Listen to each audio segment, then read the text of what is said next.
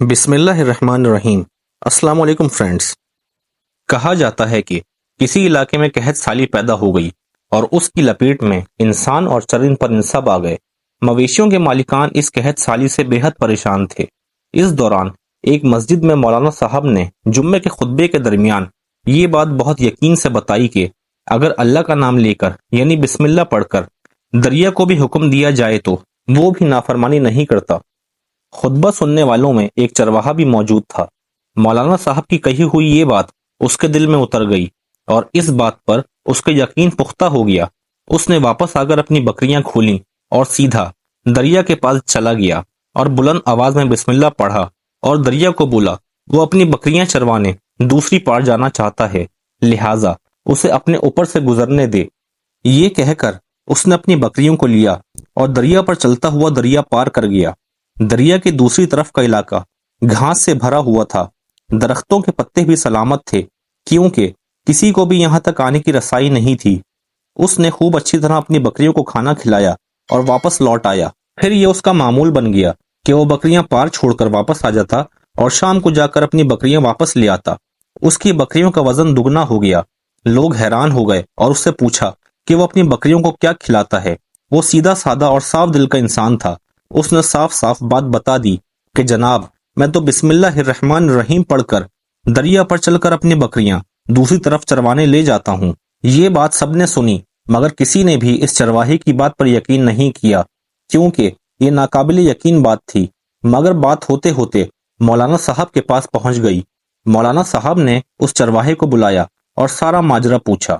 اس چرواہے نے مولانا صاحب کو کہا میں تو آپ کا شکریہ ادا کرنے والا تھا، آپ نے جمعے کے خطبے میں جو بات بتائی تھی کہ بسم اللہ پڑھ کر دریا کو بھی حکم دو تو وہ بھی انکار نہیں کرتا، تو میں تو بس آپ کی بتائی ہوئی بات پر ہی عمل کر رہا ہوں۔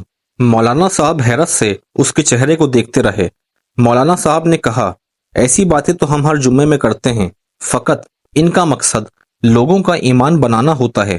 مگر بکریوں والا ڈٹا رہا کہ میں تو بسم اللہ پڑھ کر دریا پر چلتا ہوں اور بکریوں سمیت پار چلا جاتا ہوں۔ آخر کار مولانا صاحب نے صبح خود یہ تجربہ کرنے کی ٹھانی، جسے دیکھنے چرواہے سمیت پورا علاقہ بھی آ گیا۔ مجمع بہت زیادہ تھا۔ مولانا صاحب نے ایک دو بار سوچا کہ انکار کر دوں کہ کہیں ڈوب نہ جاؤں، مگر وہ لوگ جو مولانا صاحب کو کندھے پر اٹھا کر لائے تھے اب بھی جوش و خروش سے اللہ اکبر کے نعرے لگا رہے تھے اور مولانا صاحب کے حق میں تعریفیں کر رہے تھے۔ آخر کار مولانا صاحب نے اپنے ڈر کو دور کرنے کے لیے ایک رسہ منگوایا۔ پہلے اسے ایک درخت کے ساتھ باندھا، پھر اپنی کمر کے ساتھ باندھا، پھر ڈرتے ڈرتے بسم اللہ پڑھا اور دریا پر چلنا شروع ہو گئے۔ مگر پہلا پاؤں ہی رکھا تھا کہ پانی میں گر گئے۔ مولانا صاحب ڈبکیاں کھانے لگے اور پانی کے بہاؤ میں بہنا شروع ہو گئے۔ لوگوں نے کھینچ کھینچ کر باہر نکالا۔ مولانا صاحب کی اس حرکت نے چرواہے کو پریشان کر دیا کہ مولانا صاحب کی بسم اللہ کو یہ کیا ہو گیا، کیونکہ اس کا یہ روز کا معمول تھا۔ مگر اس چرواہے کے اپنے یقین میں کوئی فرق نہ آیا۔ اس نے بسم اللہ کہہ کر بکریوں کو پانی کی طرف اشارہ کیا اور خود ان کے پیچھے چلتا ہوا پار چھوڑ کر واپس بھی آ گیا۔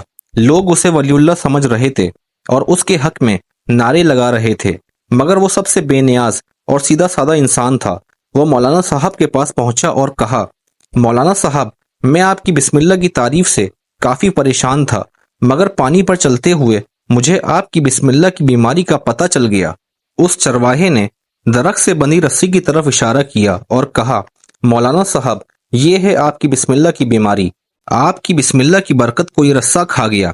آپ کو اللہ اور بسم اللہ سے زیادہ اس رسے پر بھروسہ تھا، لہٰذا اللہ نے بھی آپ کو رسی کے حوالے کر دیا۔ پھر کہنے لگا مولانا صاحب آپ بھی کمال کرتے ہو، میں نے آپ کے منہ سے سنا اور یقین کر لیا اور میرے اللہ نے میرے یقین کی لاج رکھ لی۔ آپ نے اللہ کا کلام سنا مگر اس پر یقین نہیں کیا، لہٰذا اللہ نے آپ کو رسوا کر دیا۔ امید کرتا ہوں آپ کو آج کی ویڈیو پسند آئی ہوگی۔ اگر ویڈیو اچھی لگی ہو تو ویڈیو کو لائک کریں اور ہمارے چینل کو سبسکرائب لازمی کریں۔ السلام علیکم ورحمۃ اللہ۔